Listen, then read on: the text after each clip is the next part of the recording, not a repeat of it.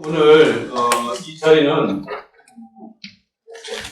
직접민주주의 정당사회단체 연대회의가 이제 주최하는 토론회가 되겠습니다. 여기에는 이제 직접민주주의 연대, 직접민주마을자치 전국민의 복지국가 소사이어티, 직접민주주의당 정책협동 추진위원회 이렇게 5개 단체가 작년 12월에 모여가지고 직접민주주의 운동의 어떤 연대성을 높이고 운동의 지평을 좀 더 확대하기 위해서 만들어진 어떤 기구입니다. 여기서 이제 우리가 공동사업으로 기획 토론을 하기 위해서 지난 4월 달에 선거법 개정과 관련된 토론회를 했고 5월 달에 정당법 개정과 관련된 토론을 했고 오늘 마지막으로 세 번째 우리가 법중의 법이라고 하는 헌법 개정과 관련된 개헌 토론을 하게 되었습니다. 말씀을 박수로 보시러 왔습니다.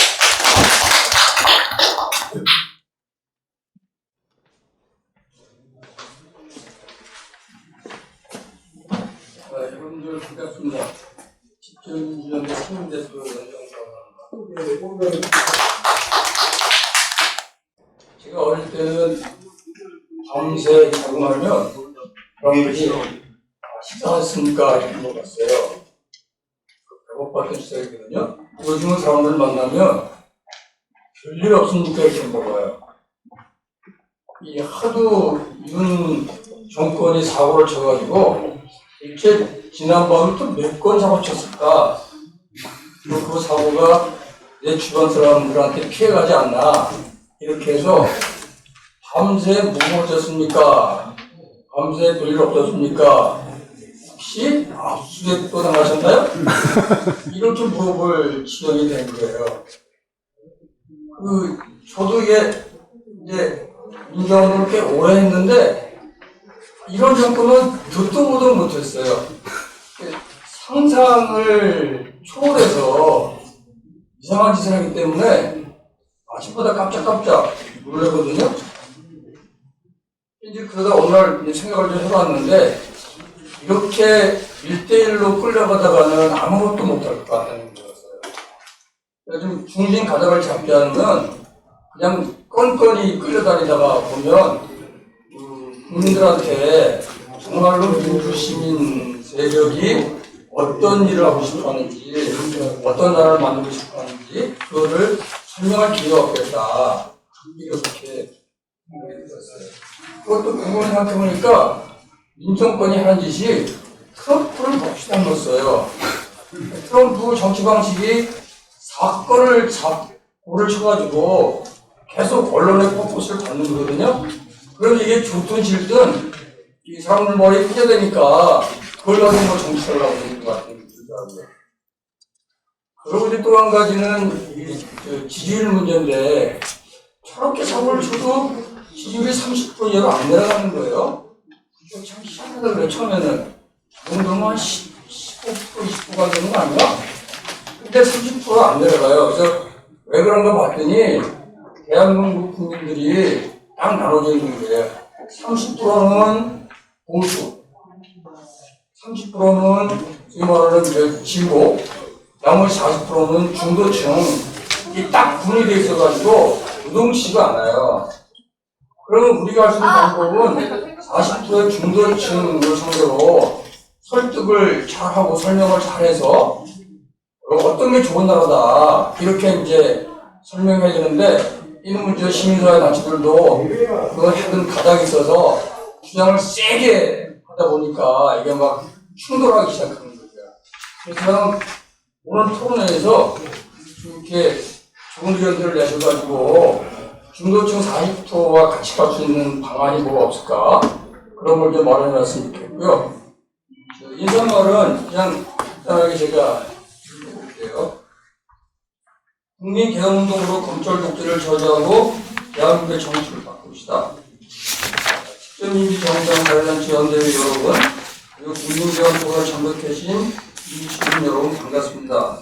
저는 직접민주연대 상임대표 연정수입니다. 이 시국에 무슨 개헌 토론회냐? 소심한 핵 오염 방류 저지, TV 수신료 분리징수, 방송법 시행령 입법 저지, 노조 탄압 저지 등 백일애들 당면거지가 산더미인데 뜬금없이 국민개혁 주장이라고 반발할 분이 계실 것입니다. 하지만 윤 정권의 국정을 파탄나고 있는 민생복지와 노동민권을 바로 세우고 나날이 고조되고 있는 한반도 전쟁 위기를 누그러뜨리기 위해서는 우리는 먼저 윤 정권의 통치 수단을 바로 파악하고 슬기롭게 대처할 필요가 있습니다. 기소당에 법정에서 상당히 법률적으로 숙련된 검사를 만나서 몇 년 동안 재판을 받고 결국 대법원에 가서 무죄를 받았다고 하더라도 여러분의 인생이 절단난다. 판사가 마지막에 무죄를 선고해서 여러분이 자유로워지는 게 아니다. 형사법에 엄청나게 숙련된 검사와 법정에서 마주쳐야 된다는 것 자체가 하나의 재앙이다. 이 말을 2021년 12월 25일 윤 대통령이 후보 시절에 학생들하고 한 얘기예요. 다 아시다시피 윤 정권은 검찰 권력을 기반으로 탄생했습니다. 대한민국 검찰은 약자의 편에 서서 정의롭게 법 집행을 해온 집단이 아닙니다. 지난 수십 년 동안 기소 독점권을 악용하여 정정을 제거하고 약자를 탄압하며 권력의 시정도를 해온 법 기술자 집단입니다. 기소만으로 사람을 죽일 수 있다. 대법원에 가서 무죄가 나와도 이미 끝장난다는 그들의 말처럼 검찰의 기소 독점권은 죄가 있고 없음과 상관없이 기소 자체만으로 한 사람의 인생을 파멸을 몰고 갈 수 있는 악법 중에 악법일 것입니다. 윤 정권의 주요 통치 수단은 법기술입니다. 그 예는 쭉 보시면 되겠고요. 법꾸라지의 말처럼 대한민국 검찰은 법기술자들의 집단입니다. 이런 누구보다 현행법 체계의 허점을 잘 알고 있습니다. 따라서 이와 같이 현안한 법기술로 여소야대 정부에서도 야당 대표 한 번 안 만나고 교만하게 권력을 휘둘러온 것입니다. 집회 시위만으로 검찰 독재를 막기 힘들어 악법 개폐, 입법 운동을 함께 해야지. 노동 약자를 보호하기 위해서 여러 법치를 확립하겠다. 지난 5월 1일 날 윤 정권이 발표했죠. 윤 정권은 아무데나 법치를 갖다 붙입니다. 입만 열면 자유와 법을 강조합니다. 하지만 그들이 말하는 법치는 법정시행 통치, 인간의 존엄성에 바탕을 두고 기본권을 보장하며 실질적 평등을 주장하는 현대법 정신에 기반을 둔 통치가 아닙니다. 윤 정권의 통치 수단은 법치를 가장하여 개인의 자유와 권리를 탄압하는 법률 불법행위에 기초한 것입니다. 그래서 사람들이 검찰 독재라고 부릅니다. 검찰 독재는 대중집과 촛불 시위로도 저지하기가 쉽지 않습니다. 교활한 법치들로 유상하여 국민을 기반하기 때문입니다. 그래서 검찰 독재를 끝장내려면 국민 입법운동을 함께 진행해야 합니다. 이것이 부족하지만 직접 민주화의 우리들이 국회 국민 동의 입법 청운동을 활용하는 이유입니다. 국민 개헌운동 없는 악법 개폐, 입법운동 무용 지물입니다. 하지만 국민 입법운동이 제대로 작동하기 위해서는 국민 개헌운동이 뒤따라야 합니다. 3명의 독재자의 타격 아래 여야간의 야합으로 얼룩진 현행헌법이 대통령과 행정부, 검찰에게 넘어가는 특권을 보장하고 있기 때문입니다. 예를 들어서 시행령 통치를 가능하게 한 제75조 대통령령, 제95조 총령 2령 관련 조항, 국회 의결 법률안을 거부할 수 있고 거부된 법률안은 제재견 3분의 2 찬성을 얻어야 제기할 수 있는 제53조 대통령 법률 거부권 조항, 이 2개 조항만 활용을 하면 국민의국회가 애써 통과시킨 모든 법률을 무용지물로 만들 수 있습니다. 따라서 이번 총선에서 과반수를 획득한다. 그래서 변하는 게 아무것도 없습니다. 이게 희한한 게 개헌하자고 3분의 2선을 확보해야 되는 게 아니라 법률안, 국회가 만든 법률안을 대통령이 거부하면 그걸 재의결하기 위해서 3분의 2가 필요한 상황이 된 거예요. 그래서 다음 총선 때는 어떻게든 일치 단결해가지고 진보 야당 쪽이 야권이 3분의 2선을 확보하지 않으면 아무것도 할 수 없는 지경이 이르게 된 겁니다. 따라서 내년 총선에서 국회 제적위원 의석 3분의 2 확보는 검찰 독재 종식위반 필수 조건입니다. 충분 조건이 아닙니다. 우리가 개헌하자고 3분의 1을 확보하자는 게 아니라 그냥 정상적인 민주정치를 하기 위해서 3분의 2가 필요하고 그냥 정상적인 의회 정치를 작동시키기 위해서 국회의석 3분의 2가 필요하다는 얘기입니다. 직접민주정당 사회단체 연대회 여러분, 재적의원 3분의 1을 확보하지 못하면 개헌은커녕 악법 하나도 개표할 수 없는 것이 대한민국 헌법의 기원 주소입니다. 이러한 대한민국의 엄혹한 정치 현실을 자각하고 국민입법운동, 국민개헌운동을 함께 힘을 모읍시다. 감사합니다.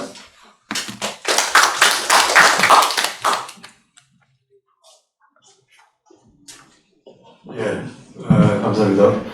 오늘 이제 두 분 국회의원을 모신 것은 단지 의례적으로 우리가 그냥 한마디 해달라 그런 뜻이 아니고 우리가 직접민주주의 운동을 하는데 국회에서도 이런 목소리가 좀 울려 퍼져야 된다는 생각을 하여서 앞으로 이런 운동에 같이 좀 동참해 주십사 그렇게 좀 요청하는 차원에서 이렇게 함께 잘 해달라고 한 거고, 이번 토론회 끝나고 우리 직접민주주의 운동사회단체와 같이 간담회도 좀 한번 해서 좀 더 심도 깊은 토론 자리를 좀 마련하자, 이런 말씀도 한번 드렸습니다. 그리고 먼저 이 자리를 마련해 주신 우리 고영인 의원 먼저 모시고 말씀 듣도록 하겠습니다.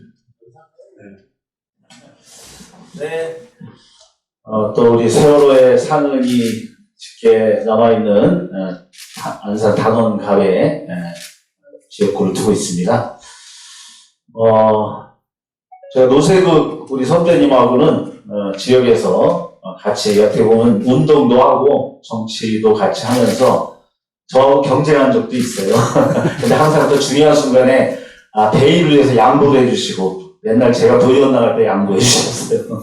그래서 제가 평생 꼼짝 못하고 이렇게 함께 지내고 있는데, 그걸 떠나서 저는 정의당, 민중당, 그런 진보 정당의 여러 가지 노선이라든가 이런 것들을 저는 진심으로 함께하고 지지하고, 어떻게 보면 선명한 우리나라에 나가야 할 방향과 원칙을 정하는 운동적 성격의 어떻게 보면 정치 활동이라면, 저희 민주당은 그걸 좀 현실적 권력으로 만들려고 하다 보니까 중간에 좀 유연한 방법론을 쓰기도 하고, 이 정도의 차이가 있지, 저는 어쨌든 뜻을 같이 합니다. 우리 민주당이 다 그렇진 않지만, 저는 이 87년에 어쨌든 헌법이 한번 우리가 바뀌었을 때 감회가 있습니다.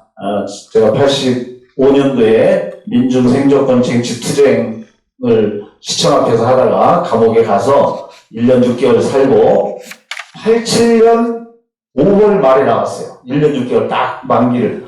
세상이 바뀐 거예요. 제가 학교에서 소리 한번 치다가 그냥 잡혀갔는데, 막 이 손수건을 흔들면서 넥타이 부대들이 언거리를 메우는 유월항쟁을 보면서, 야, 이게 천지개벽이 됐구나. 우리 민중들이 드디어 깨어 움직이는구나. 이런 경험을 하면서 사회에 상당한 희망을 받고, 어쨌든 간접 투표를 통한 대통령 선거가 직접 선거로 바뀌는 이런 것 속에서 희망을 많이 가졌지만, 그것이 갖고 있는 내재되어 있는 한계를 금방 복도할 수밖에 없었습니다. 87년 노동자 투쟁 과정에서 여러 가지 또 그런 부분들도 있었고, 그래서 저도 사회의 근본적인 변화를 이루고자 인천 노동운동부터 시작해서 또 한동안은 현대중공업, 현대중정비에서 노동운동을 하면서 오랫동안 지내다가 이제 시민단체 활동을 하다가 현실 정치를 좀 해보자 이렇게 들어오게 됐습니다. 일단 5.18 그 헌법 전문 개정 문제가 중요한 이슈로 되고 있는데, 그러니까 그 자체보다도 우리 노선배님도 거기가 얘기하셨지만, 이 5.18이 전문에 개정된다는 것은 그 헌법 전체 정신을 어떤 방향으로 가고 어디에다 정신을 두느냐라고 하는 그 상위 개념의 규정력을 갖는 거기 때문에 여러 가지 하위 조항에 결정적인 규정력을 가질 수 있다 이렇게 생각을 합니다. 그래서 중요한데, 문제는 이게 우리가 언제 가능하냐. 국민의힘이 조금이라도 자신들이 뭐 총선을 이긴다든지 대선을 이긴다든지 절대 안 올릴 것 같습니다. 그죠? 그러니까 노 대통령 묘를 가고 5.18 기념비에 가서 자신들이 좀 수그리고 무릎을 꿇고 이런 것들이 이제 우리는 뭐 쇼라고 하기도 하고 누구는 좀 변했다고도 하는데 믿고 싶죠. 변했다고 믿고 싶습니다. 근데 그런 행동 자체가 아쉬울 때 그런 거죠, 항상.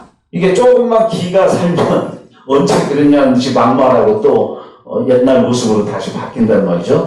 그래서 우리가 항상 반성적 자세가 되게 하려면 향후 여러 선거에서도 민주 진영이 좀 해서 그럴 때 자신들이 스스로 이렇게 변화하지 않고는 한 발짝도 진전할 수 없고 중도층을 확보할 수 없다라는 그런 반성적 시각에서라도 전문을 같이 올리자고 하는 우리의 요구에 받아들일 수 있는 그런 환경을 만들어야 될 것 같습니다. 굉장히 그 발제 내용을 심도 있게 해주셨던데, 기본 원칙, 직접 민주주의, 민생 민주주의, 그리고 평화 통일, 그 대원칙에 저도 적극 함께 하고요. 저 같은 경우는 경기도의회 대표를 하면서 김상훈 교육감하고 무상급식을 제가 대표하면서 주도적으로 실현시켜본 경험이 있습니다. 그래서 북유럽의 사회민주주의의 복지국가라고 하는 것을 제 정치의 모토로 생각하고, 그래서 여기 복지국가 소사이어티 제가 소속이기도 합니다. 그래서 그런 사회민주주의형의 북유럽 복지국가를 우리 사회 모델로 가져가야 된다라고 생각하고 국가 운영 시스템을 바꾸려고 제가 보건복지에 있는 겁니다.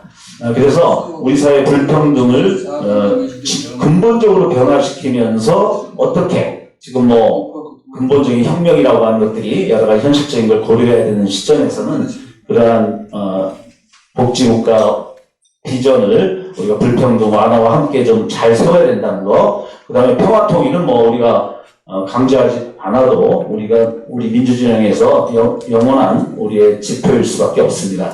이제 첫 번째 직접 민주주의와 관련된 여러 가지 쟁점들이 더 깊이 있게 논의들이 돼 갈 텐데요. 우리가 물리적인 여러 가지 제약으로 인해서 인구의 증가와 이런 속에서 간접적 대의적인 형태가 되다가 요즘은 이제 통신의 발달이 다른 형태의 또 직접적 참여 형태도 보여지고는 있는데, 이것이 여러 가지 권력기관에 있어서 여전히 대통령 하나를 뭐 민주진영에서 가져온다 하더라도 이 우리 사회를 형성하는 이 기반에 아주 뿌리 깊은 이 보수 극우의 어떤 기반을 근본적으로 바꾸기 위해서는 이런 지금 검찰 독재 체제하에서 이런 뭐 검사장이라든가 법원장을 일단 스스로 자체 내에서도 직접 선출할 수 있도록 하게 되면 아무래도 자기들이 어떤 기준이 좀 달라지겠죠. 그리고 시군구 단위의 직접 판검사 지방의원대 선출까지도 얘기하시는데, 이러한 것들을 통해서 국민과 인민의 어떤 뜻이 자신들의 어떤 그 본연한 공적 임무와 어떤 연관성을 갖는가를 끊임없이 생각하면서 자기가 승진의 문제도 그것과 연관져서 생각하는 이런 사회 전반적인 풍토를 바꿔내야 되는 그런 과제가 있다고 생각합니다. 그래서 그런 형태는 좋고, 단지 이제 용어 같은 거는 좀 조금 아까 우리 연성수 대표님도 40% 중도를 의식해야 된다고 했는데, 거기 뭐 사회국까지 이런 표현도 했는데, 조금 좀 세련된 용어를 좀 만들어 보시면 좋겠다, 이런 생각도 좀 해봤고요. 그래서 기본적인 그런 지향하는 바에 대한 그 정신과 이 뜻을 함께 하고, 그런 것이 현실적으로 국민들에게 한 발 더 나아가고 정치권에도 이게 녹여 들어갈 수 있는 그런 구체적인 방안을 만들어 나가는데 저도 함께 할 수 있는 부분들이 있다면 하겠고요. 어쨌든 오늘 보니까 우리 사회가 이렇게 진전시키는데 크게 빛을 보지 못하면서도 우리 사회 역사 속에서 여러 민주운동, 노동운동, 사회운동을 하신 대선배님들과 동지들이 이렇게 뜻을 만드신 것에 대해서 겸허하게 다시 한번 저도 생각하게 되고 감사하게 생각합니다. 함께 하겠습니다. 오늘 좋은 날 되시기 바랍니다. 네. 네, 안녕하세요. 기본소 듣당 여민혜입니다. 반갑습니다. 저도 이제 오늘 토론회 이야기를 듣고 저희 당에서 또 제가 고민하는 것들과 맞닿아 있는 맥락들이 있는 것 같아서 오늘 이렇게 인사를 드리러 오게 되었습니다. 긴 글은 이제 자료집에 실려 있으니 한번 보시면 좋을 것 같고, 그 어느 때보다 다양한 위기들이 중첩되는 시기라는 것은 모든 사람들이 동의하는 것 같습니다. 기후위기도 그렇고, 4차 산업혁명과 AI 같은 이런 디지털 전환 측면에서도 그렇고, 미중 간의 패권 갈등 속에서의 정세적인 변화, 국제정세 속에서의 대한민국의 어떤 전략과 이런 측면에서도 위기입니다. 근데 뿐만 아니라 대한민국 민주주의에도 위기가 오고 있다라는 생각을 합니다. 지난 1년 동안 대한민국 시스템을 갖추기 위해서, 민주적 시스템을 갖추기 위해서 정말 수십 년 동안 많은 선배들과 또 많은 국민들이 함께 노력을 했는데, 이렇게 한 번에 1년 만에 퇴행이라는 것이 가능하구나 라는 생각을 했습니다. 사실 저는 그 전에 이렇게까지 쉽게 퇴행이 올 거라고는 생각하지 않았습니다. 촛불혁명으로 탄핵을 이뤄내고 불과 5년 만에 정권이 바뀔 거라고 생각하지 않았고, 정권이 바뀌고서도 불과 1년 만에 이렇게 모든 분야에서 민주주의가 무너질 거라고 생각하지는 못했는데, 그 모든 것을 이뤄내고 있는 윤석열 정부를 보면서 참 안 좋은 의미로 대단하다라는 생각을 했는데요. 그럴 때일수록 사실 국회가 국민의 대표로서 중심을 잡고 좋은 역할, 제대로 된 역할을 해야 하는데, 그러지 못하고 있는 것 같아서 참 송구스럽습니다. 대한민국의 역사를 살펴보면 정치가 제 역할을 못할 때 언제나 국민들이 직접 나서서 국민들의 손으로 대한민국의 역사를 바로 잡아왔다고 저는 배웠습니다. 이렇게 민주주의의 퇴행의 시기에 다시 한번 직접 민주주의의 의미가 커질 수밖에 없는 시대에 우리가 살고 있다고 생각합니다. 그 직접 민주주의의 구현을 위해서 다양한 논의를 해오셨고, 또 오늘은 개헌에 대한 논의를 하신다고 들었는데요. 오늘의 논의가 이곳 사간담회실을 넘어서 대한민국 전체 전반에서의 직접 민주주의의 강화를 위한 방안을 모색하는 길로 나아갈 수 있기를 바라고요. 또 소개할 때 국민투표 얘기해 주셔가지고 한 말씀만 짧게 드리면, 대한민국 정부는 국민의 의견을 들어야 합니다. 그런데 국민의 의견을 전혀 듣지 않고 일본 정부를 위해서 일하는 사람들인 것처럼 일본의 입장만 반복을 하고 있습니다. 앵무새처럼. 다른 것도 아니고 그냥 국민의 의견을 들어서 국민의 손으로 대한민국 정부의 입장을 결정하자는 것입니다. 이게 실효성이 있냐, 일본이 방류해버리면 끝인데 라고 생각하시는 분들도 계신데, 저는 그 어느 것보다 실효성 있는 방안이라고 생각합니다. 왜냐, 일본의 최인접국인 대한민국에서 국민의 손으로 직접 대한민국 정부의 입장을 정한다면 일본도 그것을 쉽게 무시할 수는 없을 것이고, 또 국민투표를 하는 과정에서 시간을 벌어서 국제해양재판소에 제소도 하고 일본이랑 협상도 하고 뭔가 좀 더 우리가 해야 할 수 있는 조치들을 해나갈 수 있는 시간도 벌 수 있을 거라고 생각합니다. 그것이 저는 직접 민주주의가 가진 힘이라고 생각하고요. 그 길을 위해서 애써오신 여기 계신 모든 분들께 또 후배로서 빚진 삶을 살고 있다고도 생각합니다. 앞으로도 함께 대한민국 민주주의를 지키기 위해서 또 발전시켜 나가기 위해서 저도 함께 힘 모아 나가도록 하겠습니다. 감사합니다. 네, 그리고 죄송한데 오늘 수신료 관련돼서 방송위에서 통과된 거 다들 알고 계시죠? 오늘 야사당 공동 긴급 기자회견이 지금 소통관에서 잠시 후 3시쯤에 잡혀가지고 부득이 제가 좀 먼저 이석을 해야 되는 점도 양해 부탁드리겠습니다. 이 윤석열 정부의 퇴행에 맞서서 야사당의 공고한 공조로 이 퇴행을 막아내는 역할을 할 수 있도록 많은 응원과 지지도 부탁드리겠습니다. 감사합니다.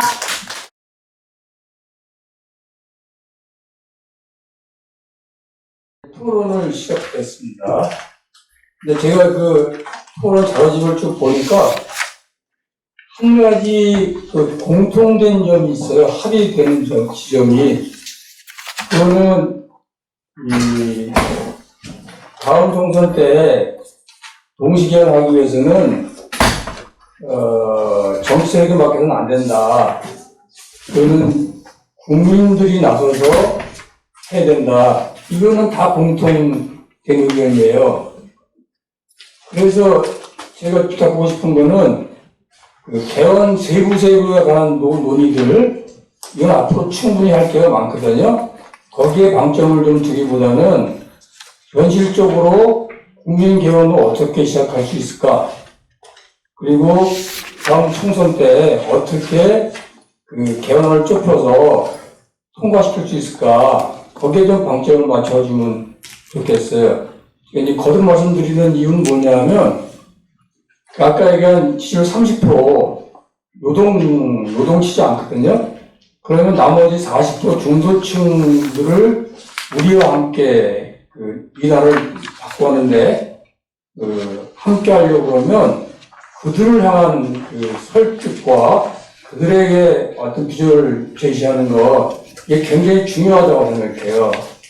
그래야 공간이 열린다고 생각하고, 또 한 가지는 그 국민 개헌운동이 단순하게 개헌을 안을 만드는 데만 치중하지 않고, 그걸 통해서 진정한 대한민국 가치가 뭔지, 이거를 얘기할 수 있는 기회가 있다고 생각을 해요. 지금 윤석열 정부를 보면, 대통령 하나 바꾸면 나라가 바뀌는 거예요. 아무것도 필요가 없어요. 근데 제가 써는 것처럼 옛날에 제왕적 대통령제라고 해서 설마 그럴까 싶었는데 정말로 제왕적 대통령제더라고요. 대한민국 헌법이. 그리고 거기다 검찰까지 붙으니까 제왕적 검찰 독재가 돼가는 거예요. 그 참 너무너무 놀라운 거예요. 그걸 우리가 바꾸기 위해서는 대한민국이 지향해야 될 가치, 대한민국 국민들이 품어야 될 그 삶의 희망, 이런 걸 좀 공개적으로 토론해 봤으면 좋겠다. 그런 과정에서 다음 정권 때 어떤 정치 세력이 정말로 대한민국 국민을 행복해 해줄 거냐 하는 것들 판단을 할 수 있으면 좋겠다. 그런 측에서 저는 국민 개헌운동을 대한민국의 가치를 바로 세우는 그런 공론장이 됐으면 좋겠다는 생각도 해봤어요. 어쨌든 오늘 토론은 세부 상황이 너무 매기지 마시고, 좀 우리가 어떻게 국민 개헌 나아갈 수 있지, 거기에 좀 초점을 맞춰주셔서 토론해 주시면 고맙겠습니다. 먼저, 오세훈 대표님이 대표 발제하겠습니다. 시간은 얼마? 오늘 제가 발제 맡았습니다만은 그냥 저도 토론자의 한 사람이라고 생각하고 있고요. 오늘 토론에 이제 정말 대학생 같은 분들이 좀 오셔가지고 제가 토론문 잘 읽어보니까 굉장히 중요한 내용들이 많이 담겨 있는 그런 글을 보내주셔가지고 오늘 좋은 의미 있는 토론회가 될 것 같습니다. 지난번에 2번에 걸친 토론회가 있었다고 그랬잖아요. 그때 발제자를 항상 2분씩 이렇게 했었어요. 그러니까 발제가 너무 길어지니까, 1시간 이상이니까, 이게, 토론 시간이 좀 줄어들더라고요. 그래서 오늘은 이제 발제는 하나의 또 문제 제기형으로 좀 하고, 여기 토론에 오신 선생님들의 의견을 많이 들으셔서, 그래서 이제 좋은 그런 내용들, 이제, 같이 이제 할 수 있는 그 실천적 방안을 좀 말씀을 하는 바람입니다. 제가 제목을 더는 미룰 수 없는 과제 개헌이라고 이렇게 잡았는데, 이거 조금 생각을 했는데, 개헌을 이미 했어야 되는데, 밀렸다 이겁니다. 이미 좀 했으면, 만약에 그 전에 개헌이 좀 제대로 됐으면 지금 정치가 이렇게 퇴행하지 않지 않았을까 하는 생각을 좀 가지고 있거든요. 그래서 그렇게 알았고, 소재로 어떤 방향, 어떤 내용으로, 어떤 방식으로 하면 좋은가 이런 거에 대한 말씀을 좀 드려볼 겁니다. 뉴스를 들어서 아시겠습니다만 최근에 5.18 원포인트 개헌 논란이 있었죠.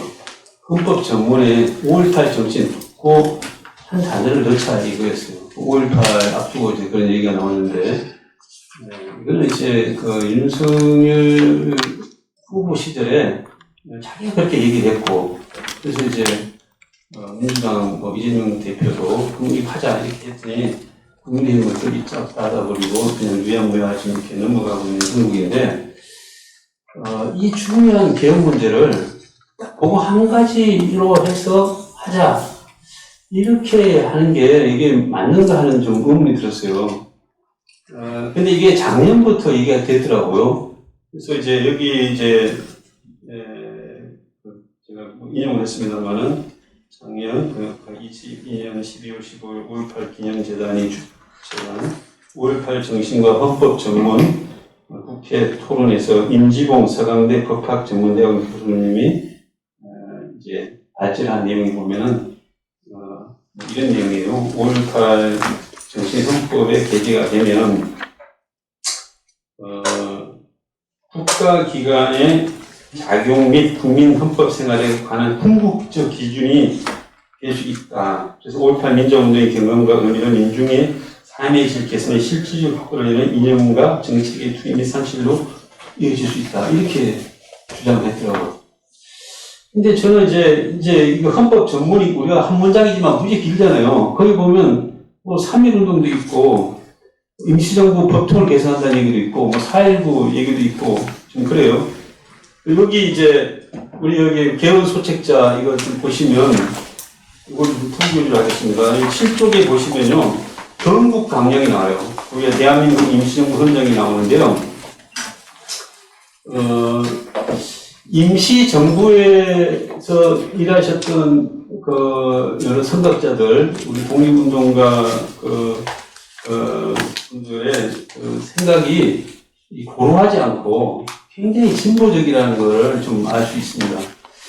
제가 보기에는 지금 보다 훨씬 높은 정치적 수준을 가지고 있는 거야. 지금 우리의 정치 수준이 임시정부 때 활동했던 운동가들의 수준을 인식의 지평으로 좀 넘지 못하고 있는 거 아닌가 하는 생각이 듭니다. 그리고 지금 조소왕 선생님의 상균주의 같은 독창적 사상으로 지금 정치 그런 어떤 담론을 제기하는 분도 지금 우리 찾기 어렵잖아요. 그러니까 그런 분들도 그 당시 국제정세나 이런 걸 많은 거 보고 경험하고 그런 고민 속에서 그런 게 나왔다고 보거든요. 근데 어쨌든 이제 건국강령 제3장 보면 노동권, 휴식권, 피구제권, 피보험권, 연비수학권, 선거권, 피선권, 그 다음에 직접 참정권, 국민 파민권, 국민 입법권과 사회 각 조직에 가입하는 권리가 있어. 강령이라는 거는 나라를 이렇게 끌고 가겠다는 아주 근본적인 어떤 건강이 되는 거를 담은 거거든요. 그러니까 새로 나라를 세우면 이런 나라를 만들겠다는 게 딱 이게 헌법과 같은 거죠. 그런 걸 제시했는데 지금 우리 헌법에 또 지금 정치인들이 임시정부 법통 어쩌고저쩌고 하면서 이런 걸 이어받고 있냐 이거죠. 제가 보기에는 아니라는 거예요.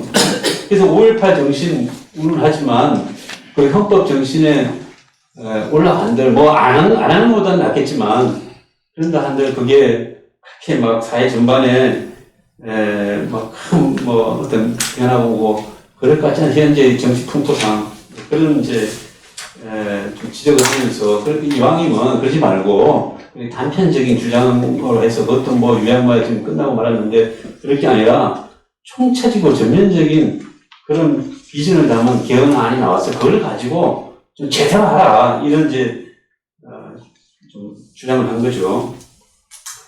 다음으로 우리가 87년 헌법 체제 하에 있는데 이게 이제 언제까지 가야 되느냐. 그리고 이제 이 문제점이 뭐냐 이런 걸 이제 좀 말씀을 드려보겠습니다. 87년 개헌이 어떻게 이루어졌는가 하는 거는 다 잘 아실 거예요. 그때 이제 길거리에서 구호가 호헌철폐 독재 타도였습니다. 그래서 이제 지금 전두환이나 노태우 그런 쪽에서 헌법을 지키겠다. 이거 안 된다. 헌법 바꿔라. 이 헌법은 독재 헌법이기 때문에 그래서 호헌철폐 독재 타도 이런 주장하니까 당연히 헌법을 바꿔야 되겠죠. 그리고 그때 개헌안이 여기저기서 굉장히 많이 나왔어요. 노동운동 단체도 하고 학생운동도 하고 학생운동 중에서 산민헌법 쟁취 운동본부도 만들었다는 거죠. 네. 그리고 이제 그 당시 국민운동본부 다 잘 아시지만 이런 재야단체와 야권과 같이 결합해서 국민운동본부가 추진했어요. 국민운동본부에서도 이제 개헌안이 나오게 됐는데, 이런 민중적 요구가 반영되지 않고, 이제 여야 간에 뭐 김대중, 김영삼, 그리고 뭐 노태우, 뭐 이런 쪽에서 모여가지고 8인이 뭐 2명씩인가 뭐 이렇게 모여가지고 8인 그 정치회담에서 밀실에서 그냥 이런 뚝딱뚝딱 해가지고 만들어져가지고 그게 국회에 붙여지고 그게 이제 그 국민투표로 최종 결정된 거죠. 뭐 그냥 이게 국민적 어떤 토론, 우리 직접민주의 어떤 공론화 과정이지 그런 것도 하나도 없이 그냥 막 일사천리로 막 진행이 돼버렸죠. 그러면서 그때 뭐 다 잘 아시지만 사실 핵심이 직선제 정치. 뭐 유신 때부터 뭐 체육관 선거를 했잖아요. 그러니까 이제 이거 아니다. 그래서 직선제 정치를 하면 모든 게 다 잘 될 거로 생각했어요. 그래서 그리고 이제 그 장기 집권의 폐해를 없애기 위해서 이제 5년 단임제 이게 이제 딱 나오니까 사람들이 그런 거 이제 잘 되겠구나 하고 나가는 것들은 다른 조항도 중요한 것들이 많지만 그런 것들은 이제 그냥 다 파묻혀버리고 그냥 그걸로 가면서 그냥 12월 선거에 그냥 모든 게 다 그냥 블랙홀처럼 빠져들어가면서 잦아들었다는 거죠. 그 당시에. 그래서 이제 그때 만들어진 개헌안이 뭐 진보성도 있어요. 그래서 그러니까 지금까지 뭐 살아남은 거겠지만 어쨌든 죄송합니다. 예. 빨리 하겠네. 그래서 어쨌든 87년 헌법이 그래서 좀 민중적 요구, 국민적 요구를 전체적으로 수렴하지 못하고 정치권은 중심으로 되는 한계가 있기 때문에 지금 보면 이제 문제가 좀 있는데 지금 이것도 뭐 좋은 대통령이면 이거를 많이 이렇게 헌법에 어떤 그런 장점을 할 수 있는데 지금 이거를 헌법의 문제점 한계 그대로 그 어떤 폐해가 드러나고 있습니다. 윤석열 시대가 되면서 그래서 뒷그림질 치고 있는데 역사가요.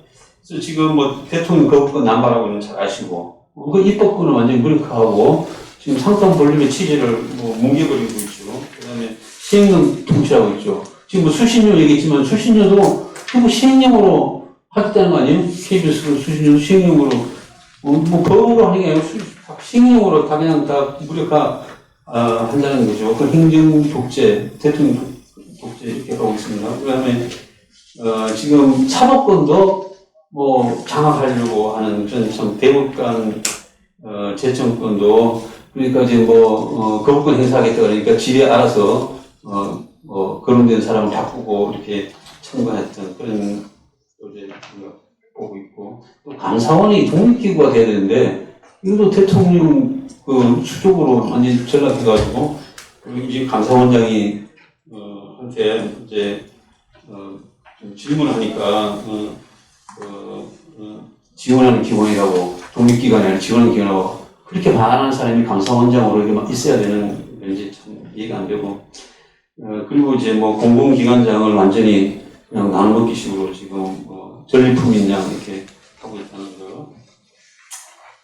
그 다음에 이제 그 평화통일 헌법 정신을 완전히 이제 위헌이죠. 제가 보기에 한마디로. 헌법 4조 보면은 대한민국 통일을 지향하며 자유민주주의 기본질서 있고 평화적 통일 정책 수립하고 이를 추진한다. 이게 헌법 4조에 있고 대통령이 될 때 선서하잖아요. 거기도 평화 통일을 위해서 하겠다.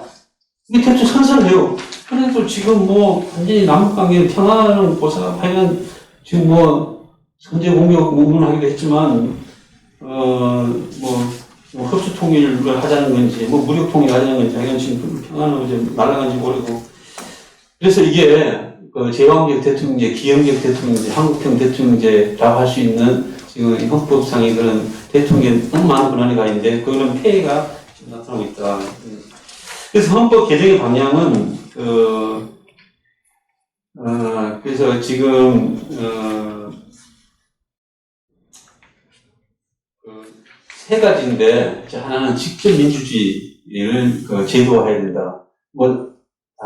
잘 아시지만 직접 민주주의는 크게 네 가지 기준이 있잖아요. 국민 발안제, 국민 소환제, 국민 공론제, 국민 투표제.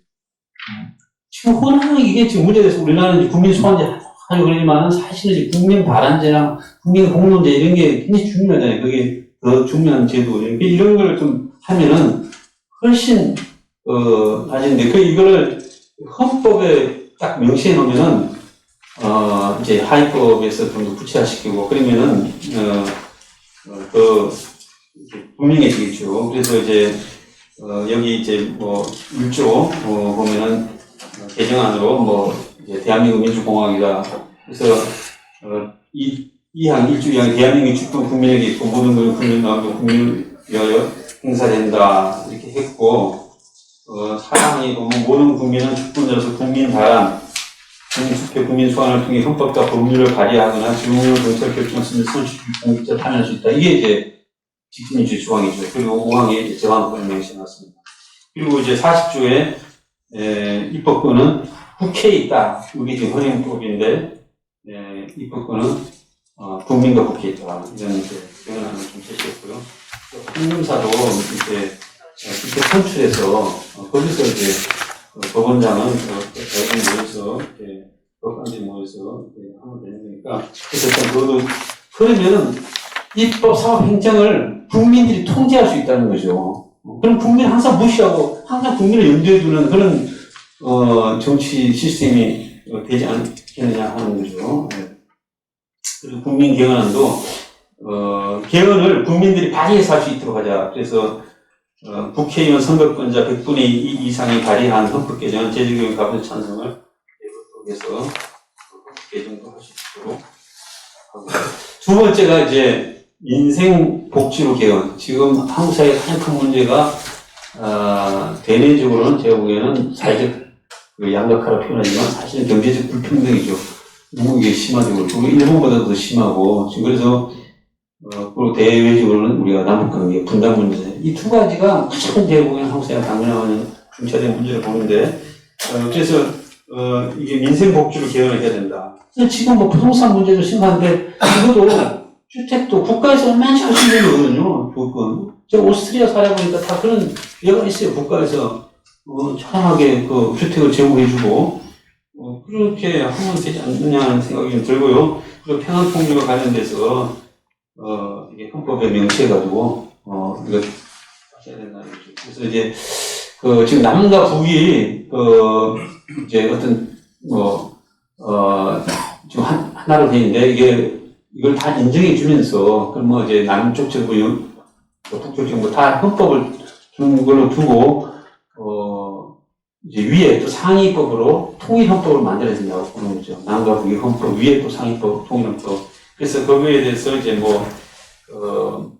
우리 박찬환 시장님은 민주주의 뭐냐 이런 것이었죠. 그걸 뭐로 표현하겠느냐. 그래서, 무슨 회의 기구를 민주회의라고 표현해서 이제 한 거고, 그거는 임금비례를 할 게 아니라, 이제, 동수로 하자. 그래서, 세 가지, 직접민주제, 민생복지, 평화통일, 이 세 가지가 개헌의 방향이 돼야 된다. 세세한 거는 이제 더 논의가 돼야 되겠죠. 그리고 이제 개헌을 어떻게 할 거냐 하는 것에 대해서는 내년 총선에서 하면 가장 좋죠. 좀 비용도 적게 들고. 그래서, 총선에서, 개헌을 동시에 하면 되지만, 지금 이제 정치권에 보면은 그게 이루어질 수도 있고, 선거법도 그게 물 건너간 것 같아요. 제가 보기에는. 그래서, 현행대로 하겠다는 게 지금 거의 그렇게 가는 것 같습니다. 선거법 논의는 하고 있지만, 안 되는 것 같고. 그래서 개헌은 그보다 더 중요한 문제인데, 되겠느냐는 거죠. 선거법 반환도 못하고 있는데. 그래서, 지금 윤석열 대통령이 불러야 될지, 이건 사람이 자유총연맹 창립, 축사에 가서 그냥 깜짝 놀랄만한 그 발언을 했고, 그래서 이게 너무 많으니까, 이런 발언을 하니까 지금 면역이 걸긴 하는데요. 그래서 개헌을 하려면은 국회에서 3분의 2 이상 해야 되잖아요. 근데 지금 현재로서는 불가능이다 이거죠.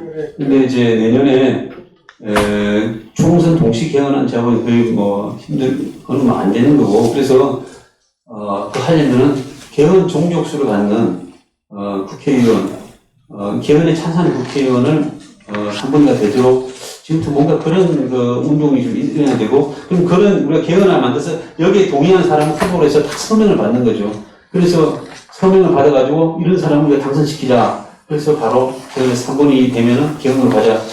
이거 말고 뭐 더 좋은 방법이 있겠어요. 그래서 그거를 하려면 국민 개헌운동 막 이래 뭐라도 좋아요. 시민의회도 좋고요. 그래서 그렇게 만들어서 이보다 더 좋은 개헌안을 만들어서 그 개헌안을 만들었고 지금 현 국회의원 또 지금 후보 나온 사람들 다 서명을 받는 거죠. 동의를 받은 사람들이 당선이 돼서 그 사람들이 3분의 2로 만들어서 개헌을 하게 되면 그 개헌에 의해서 뭐 참문회가 되면 뭐 탄핵 정족수도 되니까 윤석열 더 이상 이게 나라 망치는 꼴을 볼 수 없다.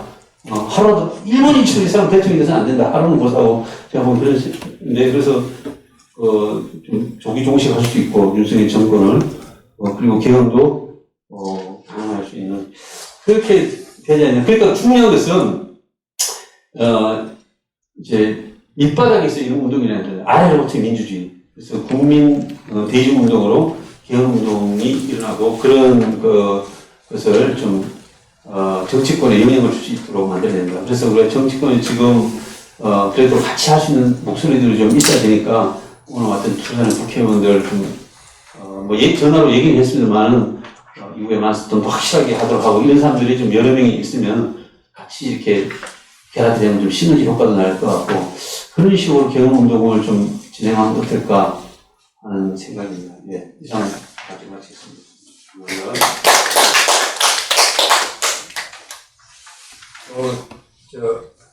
발제 시간을 20분 딱 맞췄어요. 이거 보면은 사회 운동단체들이 정권에 보면 공약 잘 지킬 것 같아요. 발제 20분만에 끝내는 거 쉬운 거 아니거든요.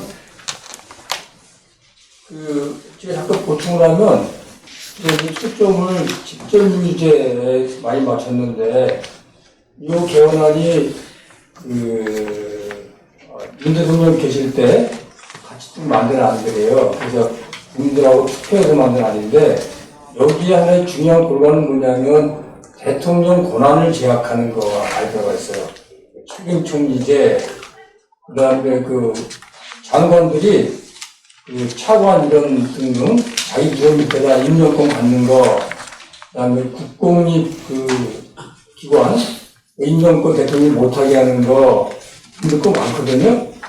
그리고 대통령 거부권을 제외할 때는 3분의 1이 이루돼 있잖아요.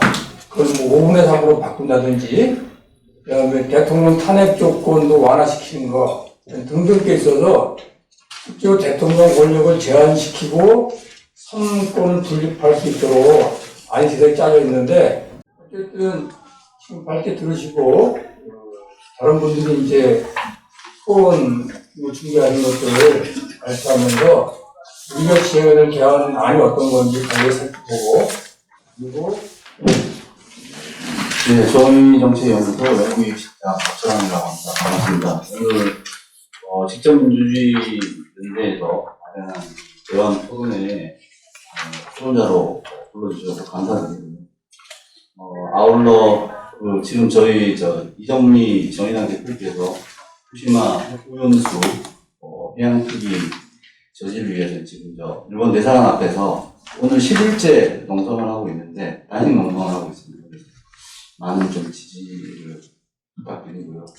그리고 제가 오늘 당번이라서 좀 일찍 좀 잘 뛰게 되는 점 양해 부탁드리겠습니다.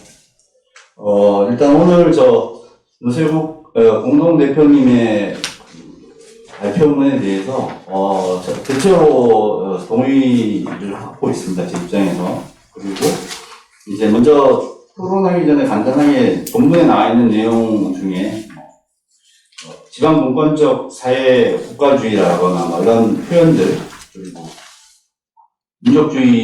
민족주의라고 이제 국회와 별개로 이렇게 통일 조항이 이제 들어가 있는데, 그 위상관계가 좀 어떤지, 이게 뭐 상원으로 이렇게 이해해도 되는지, 뭐 그런 점들이 좀 미심스럽고요. 그래서 그걸 좀 질문으로 먼저 드리고, 제가 생각하는 지금 현재 한국 정치에서의 윤석열 정부의 행태에 대한 그런 몇 가지 의견을 드리고 개헌에 대한 그런 말씀을 드리도록 하겠습니다. 윤석열 대통령과 집권 여당 국민의힘의 가장 큰 문제는 통합의 정치가 아니라 분열의 정치에 지금 현재 몰두하고 있다는 것입니다. 윤석열 대통령은 취임 전에 당선인으로 확정됐을 때 국민 통합과 그다음에 의회를 존중하고 야당과 협치를 하겠다는 그런 말을 공원에 썼던 바가 있습니다. 당선 아닌가요? 근데 이런 얘기들이 단 한 순간도 지켜진 적이 없습니다. 그러니까 인터라도 마르고 좀 말이 돌린다 그러면 좀 빠르다 이렇게 비판을 할 수 있겠지만 이건 그런 시도조차 전혀 없었다는 게 가장 큰 문제인 것 같고요. 대신 윤석열 대통령의 통치는 최근 추세를 보면 공안 통치기관을 동원해서 신공안 정국을 형성한다든가 사정 정국을 형성한다든가 그러면서 신권위주의적인 그런 행태를 보이고 있습니다.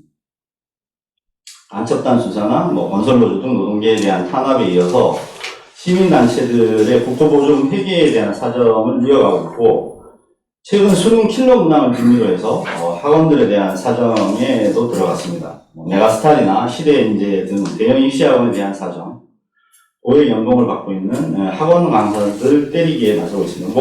별로 이렇게 본인들이 정치를 잘 하지 못하니까 대상을 검사 시절 배운 그 행태를 그대로 대통령의 통치에 그렇게 활용하고 있는 것 같습니다.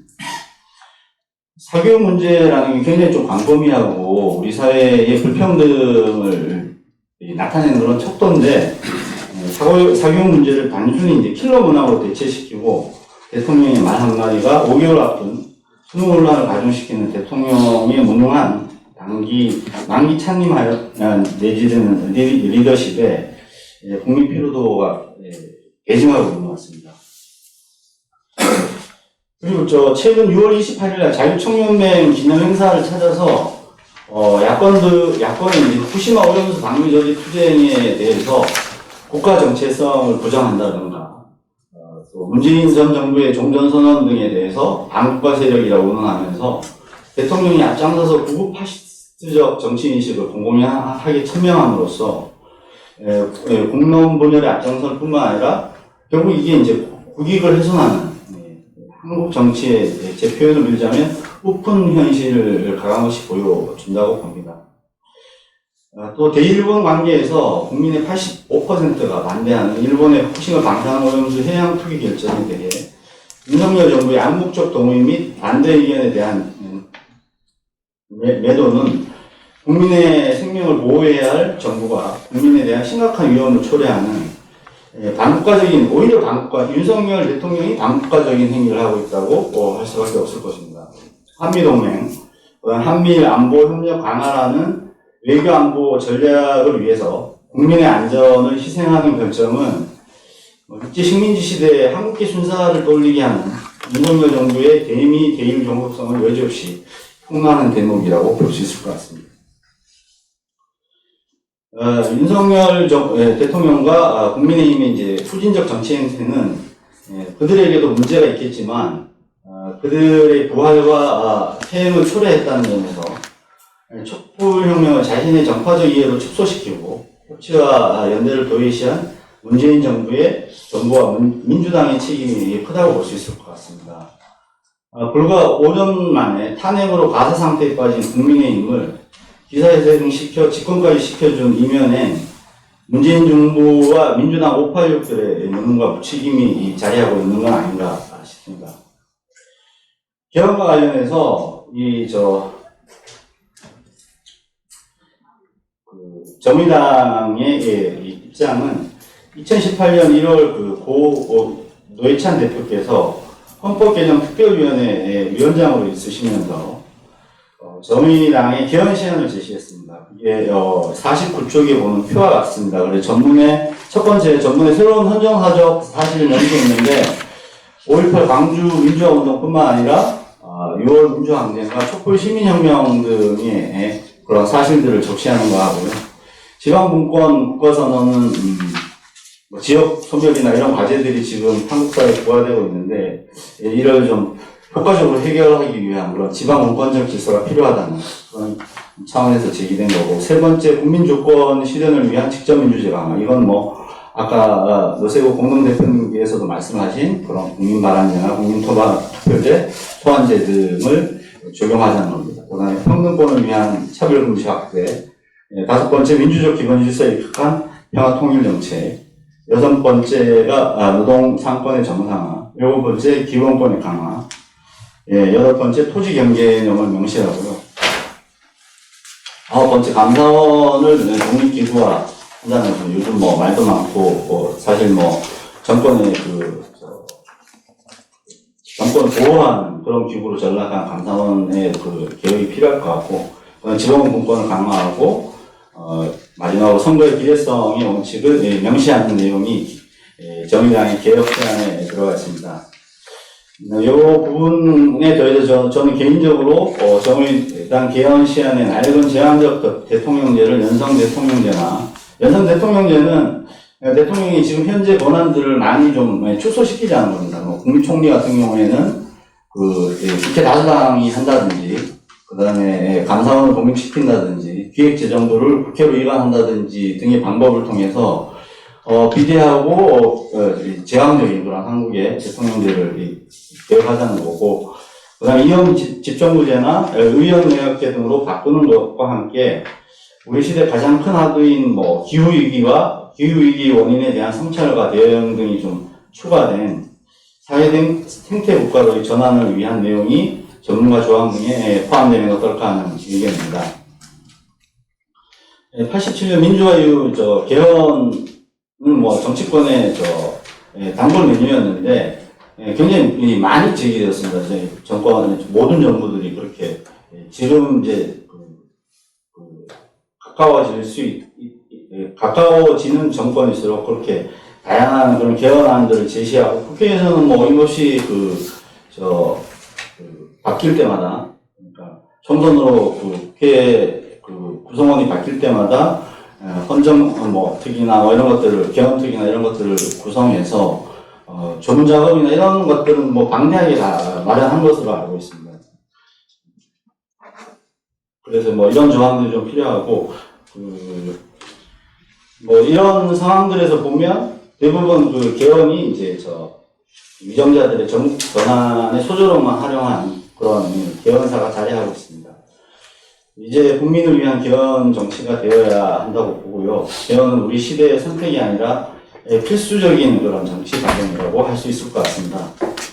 개헌 시기는 22대 총선과 개헌이 동시투표를 통해 동시투표를 하는 방법이 적극적으로 고려되어야 할 거라고 봅니다. 22대 총선에서 제7공화국을 향한 개헌을 최소 강령으로 채택해서 야권의 연대연합의 적극적인 계기로 삼아야 할 것으로 생각됩니다. 이상 토론을 마치겠습니다. 감사합니다. 정의당 대표에서 박찬호 선생님께서 발표해 주셨어요. 다른 거는 큰 문제가 없고 차이가 없는 것 같고, 연성 대통령제, 이원 입성제, 의원 내각제로 바꾸는 거, 이거 좀 쟁점이 될 것 같네요. 개인적인 견해죠? 개인적인 견해. 그 다음에 재운동으로는 20대 총선 때 야권 연대 방안으로 최소 개헌안을 최소 강력으로 채택해서 야권 연대를 하자. 이것도 참 기대한 시간인 것 같고, 저도 비슷한 생각인데 다음 총선 때 야당과 민주당이 연합하지 않으면 힘들 것 같아요.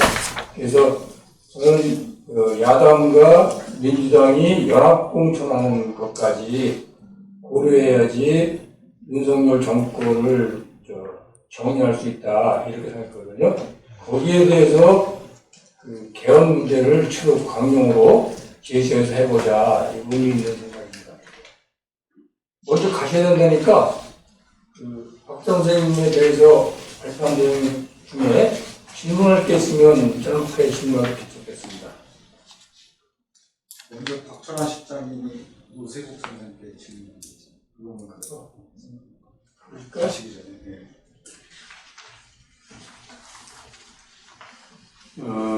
조국의 평화적 통일 부분의 민족회의 성격은 무엇인가, 이거는 제가 좀 말씀드리고, 일반 분권적 사회국가주의, 여기서 이제 문제가 되는 것은 사회국가주의라는 표현 때문에 그런 것 같습니다. 이거는 우리 연 대표님 말씀하시는 것 좋을 것 같아요. 원탁회의에서 나온 거기 때문에 민족회의라는 게 아까 제가 잠깐 말씀드렸는데, 그러니까 지금 그 통일을 어떤 식으로 해야 되느냐? 그 6.15 선언에서는 이제 국가연합제와 낮은 차원의 낮은 단계의 연방제가 서로 합치되는 부분이 있다. 이런 이제 조항이 있잖아요. 그래서 우리가 이제 연방제든 연합제는 지금 우리가 EU 연합 같은 게 있잖아요. 그리고 이제 연방제 자꾸 불운시하는데 지금 연방제는 나라 많잖아요. 독일도 연방제, 스위스 같은 나라도 26개 칸톤인가 그걸로 해서 연방제 한 나라 많단 말이에요. 문제가 안 되는데 왜 연방제에 대해서 알레르기 반응이 있는지 모르겠는데 어쨌든 간에 두 개만의 이루어진 연방제가 없다고 또 주장하는 쪽도 있더라고요. 근데 어쨌든 이제 그래 됐을 때 연방의회 이렇게 되면 더 좋겠지만 지금 하도 그러니까 이제 민족회의라고 표현한 거지만 그보다 더 좋은 안이 있으면 되는 거죠. 그럼 남과 북을 오르는 통일된 국가가 됐을 때 이게 체제 이런 거를 다 뛰어난 하나의 체제로 할 수는 없잖아요. 그 두 개 정부, 두 개 체제, 하나의 국가, 외교와 국방만 이렇게 통일된 정부가 하고 나머지 내치는 다 남북에서 지금 해야 되는 거죠. 북쪽의 사회주의 그거 하지 마라. 우리가 할 필요 없다는 거죠. 북에서 자본주의 잘못된 거니까 하지 마라. 이러지 말고 그냥 양쪽에 다 같이 체제를 인정해주고 상호 존중하여서 그렇게 되면은 거기에 이제 남과 북을 아우르는 어떤 기구 어떤 국회 같은 기능을 뭘로 해야 되느냐? 그거를 민족회의 말고 더 좋은 표현이 있으면 개념이 있으면 그게 당연히 되는 거지만 그걸 이제 민족회의 하는 거고 그래서 이제 그러면 민족회의 이런 거에 대해서 구체적으로 전체를 남과 북을 다 아우르는 국가가 있잖아요. 그럼 거기에 대한 또 헌법이 있어야 되니까 그거는 이제 통일헌법이라 해서 남과 북의 양쪽에 헌법이 있고 또 상위법인 헌법이 있어야 되는 거 아니에요. 저는 그런 생각인데 더 좋은 안이 있으면 김영식 교수님 같은 분은 헌법에 대해서 잘 아시니까 거기에 대해서 또 좋은 안이 있으면 말씀드립니다. 제 견해는 현재까지는 그 정도입니다. 그런데 총각 제1조 3항에 나오는 거 대한민국은 지방분권적 사회국가주의를 구현한다. 이거가 논쟁을 일으킬 거라고 예상을 했거든요. 근데 이 사회주의하고 사회국가를 사람들이 혼동을 많이 해요. 여기다 사회 앞에다가 복지란 말 집어넣으면 복지사회국가주의가 되는 거거든요. 서양의 역사에서 볼 때,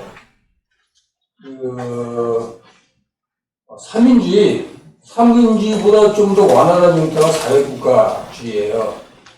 삼인주의는 좀 더 강한 거고, 사회국가주의는 사회가 국민의 최소한의 복지를 보장하는 주의다.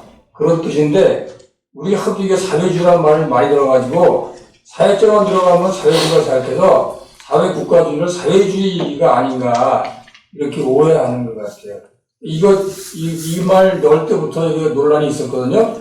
이 말 넣은 거는 이렇게 하면 아마 논쟁이 붙을 거다. 그래서 이 진정한 복지국가가 어떤 모델인지에 대해서 토론이 될 수 있을 것 같다.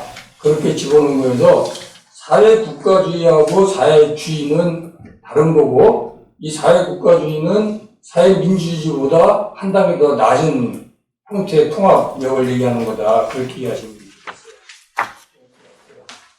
김정별 교수님은 지금까지 그 선거법 개정하고 개헌문제 이렇게 장기 활동하셨어요. 그러니까 좀 특별한 점은 좀 달라질 거예요. 예, 윤선수 대표님, 노재급 공동대표님께서 이런 개헌에 관한 중요한 논의의장을 마련해 주시고 제가 발언할 수 있는 기회를 주셔서 먼저 감사드립니다. 시간 제약이 있기 때문에 제 간단한 말씀 몇 가지 드리는 것으로 논의자 역할에 발언을 하겠습니다. 개헌이라는 게 저희가 오랫동안 논의를 해와서 논의의 수준들이 많이 이제 높아졌고, 개헌을 현실화하기 위해서 갖추어야 할 어떤 조건, 방향성에 대해서 사실은 많은 논의가 축적되어 있는 것 같습니다. 그 과정에서 제가 원래 가졌던 생각을 조금 바꾼 것도 있고, 계속 견지하고 있는 부분들도 있는데, 거기에 대해서 말씀을 좀 드리도록 하겠습니다. 전반적으로, 헌법을, 87년 헌법을, 아무래도 탄생 과정에서부터 좀 한계가 있었다는 점에 있어서는 많은 공감이 있는 것 같고요. 다만, 어떤 부분에서 어떤 문제가 있느냐에 대해서는, 공감도가 매우 높지는 않지 않냐, 이렇게 생각을 합니다. 다만, 방향성과 관련되어져서, 발제자께서 말씀을 해 주신 것처럼, 대의민주주의가 효과적으로 작동을 하지 못하는 부분들이, 있기 때문에, 국민들의 직접 행동에 의해서, 그 대의제의 한계를, 대체하거나 보완해야 한다는 인식들은 계속, 확산되어 온 것 같습니다. 그 방식으로, 개헌 자체, 헌법 개정 자체도, 이제, 필요한, 국민의 직접 행동이 필요한 부분으로, 이야기가 된 것 같습니다. 그런데, 이 국민의 직접 행동을 강화하는, 대상으로서 헌법 혹은 헌법 개정을 삼을 때는 헌법이 가지는 또 속성에 의한 외적인 한계를 의식하지 않을 수 없을 것 같습니다. 우선 현행 헌법에서는 경성헌법주의를 집행하고 있어서 아주 엄격한 절차에 의해서만 가능합니다. 아시다시피 국회에서 제적의원 3분의 2의 찬성을 받아야 하는데 이 요건이 너무나 힘들고, 그래서 발제자께서는 그 요건을 극복하기 위해서라도 다음 총선에서 개헌을 매개로 해서 연대를 해야 한다라고 말씀을 하시는데, 큰 방향성에서는 저희들이 공감할 수 있습니다만 현실성은 얼마나 되느냐 생각을 해보면 객관적으로 저는 높지 않다라고 생각을 합니다. 왜 그러냐 하면은 지금도 여론조사를 해보면 개헌 필요성에 대해서는 70%가 나오는데 무엇을 어떻게 바꾸어야 하느냐에 대해서는 각 주제별로, 의제별로 70%가 나오는 경우들을 찾아보기 힘들고요. 설령 나온다고 하더라도 과연 그게 개선인가 아니면 오히려 개악시키는 것은 아닌가에 대해서 전문가들과 또 국민들 간의 이해에 있어서 차이를 보이기 때문입니다. 한마디로 개헌은 쉽지 않은 것이고요. 개헌을 하기 위해서는 결국 그 절차와 방법에 대해서 전략적 사고가 필요하다라는 것이 제 생각입니다. 우선 개헌의 대상과 폭과 관련되어서 전체적이고 총체적인 개헌 하는 것은 저는 거의 혁명적 계기가 아니면 쉽지 않다라고 생각을 합니다. 우리 직접민주주의연대에서 마련된 국민개헌안 이대로 안 한다고 하더라도 여기에서 문제제기한 의제들을 다 담은 국민 모두가 찬성하는 개헌안을 만들어내는 것은 저는 불가능한 과제라고 보이고요. 결국 저는 혹과 대상을 우선순위를 두고 선택과 집중의 원리에 의해서 한정을 해야 한다. 꼭 이거가 아니면은 목적을 달성할 수 없는 것. 개헌의 방식이 아니고 법률이나 다른 방식으로 가능한 것이 있다면 그것은 좀 후순위로, 그걸 제가 바꾸지 말자고 주장하는 게 아니고 개헌의 방식으로 좀 후순위로 미루는 지혜를 발휘해야 하지 않는가라는 것이고요. 다음에 그 순위를 정할 때도 다음으로는 그 몇 가지 전제 조건들이 있습니다. 이 허들을 넘어야 한다는 거죠. 국회의원 3분의 2도 현실적인 요건이지만 사실 국민들이 양에 대립하고 있는 이슈들을 담게 될 때 그것은 문제 해결을 하는 것이 아니고 오히려 갈등을 촉발하게 되는 경우가 생긴다는 거죠. 예를 들자면 이념적 내용들입니다. 여기서 이제 제안된 발제자께서 해주신 걸 보면은 평화통일과 관련된 부분인데요. 현행 헌법 제4조의 있는 조항만으로 부족하기 때문에 지금 그런 문제가 생기기 때문에 자세하게 하자라는 것인데 거기는 우리가 다 인정하듯이 제가 개인적으로 그 방향 내용에 대해서는 동의합니다만은 그 이슈를 꺼냈다는 개헌 자체가 사실은 성사되기가 힘들어진다는 거죠. 그러면 또 만일 그게 꼭 필요하고 현실적인 소득이 있다라면 또 무리를 해서라도 추진해 볼 만한데 그 헌법조항 바꾸어서 현실적으로 국가보안법을 폐지하고 이런 것들이 다 달성해낼 수 있느냐? 그건 또 다른 문제다라는 현실적으로 주어지는 이득이 손에 잡히지 않는데 우리 만족적으로 그걸 주장만 한다고 해서 되는 것은 아니다라는 점을 저희들이 좀 더 냉철하게 판단해야 되지 않는가라는 생각인 겁니다. 다시 한번 말씀드리면 굉장히 기회주의적으로 보일 수 있지만 이념적인 부분들에 대해서는 다른 어떤 실익들을 추가로 요구하기 때문에 개헌만으로 그것이 실질적으로 달성되어지지 않기 때문에 모든 사람들이 다 동의해주면 되지만 동의해주는 조건이 아니다라는 게 너무 현실적으로 명확하기 때문에 개헌의 방식으로 그것을 이슈 제기하기보다는 또 우리 현실적으로 우리에게 실질적인 도움이 될 수 있는 주제들로 좀 좁히는 방향이 어떻겠는가라는 생각을 해보게 됩니다. 관련되어져서 많은 이제 수사들이 있는데요. 저는 개인적으로 이런 표현들은 조금은 개헌 운동의 어떤 신뢰성을 떨어뜨릴 수 있다 생각합니다. 오래된 헌법은 나쁜 것이어서 새술은 새 부대에 담자.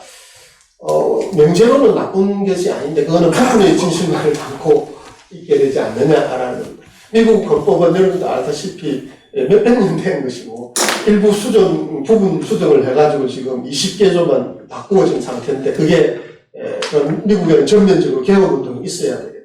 영국에는 헌법이 없습니다. 그런데 그럼 그 사회 문제를 헌법 개정으로 달성을 해야 하는데 이게 보편성이 약하다는 거죠. 그래서 그런 레토릭은 또 개헌운동의 공약을 오히려 떨어뜨릴 수 있기 때문에 조금은 지양할 필요가 있지 않느냐 이런 생각이고요. 개헌 혹은 헌법이 또 우리 사회 문제를 다 해결해 줄 수는 제가 조금 전에 말씀드린 어떤 폭과 관련되어서 관련된 것입니다. 민생입법과 관련되어서 예를 들어서 저희들이 생각을 하는데 사실은 민생과 헌법 복지와 관련되어서 우리 헌법은 미국 헌법, 독일 헌법이나 프랑스 헌법보다 훨씬 나은 매우 선진적인 헌법입니다. 그것을 국민의 권리로까지 보장하고 있는 나라는 없거든요. 부족한 부분이 있다라고 해서 부인하는 게 아니고요. 그런데도 그러면 우리 수준이 미국이나 독일이나 프랑스보다 복지 수준이 높느냐라는 거죠. 그렇지 않다라는 겁니다.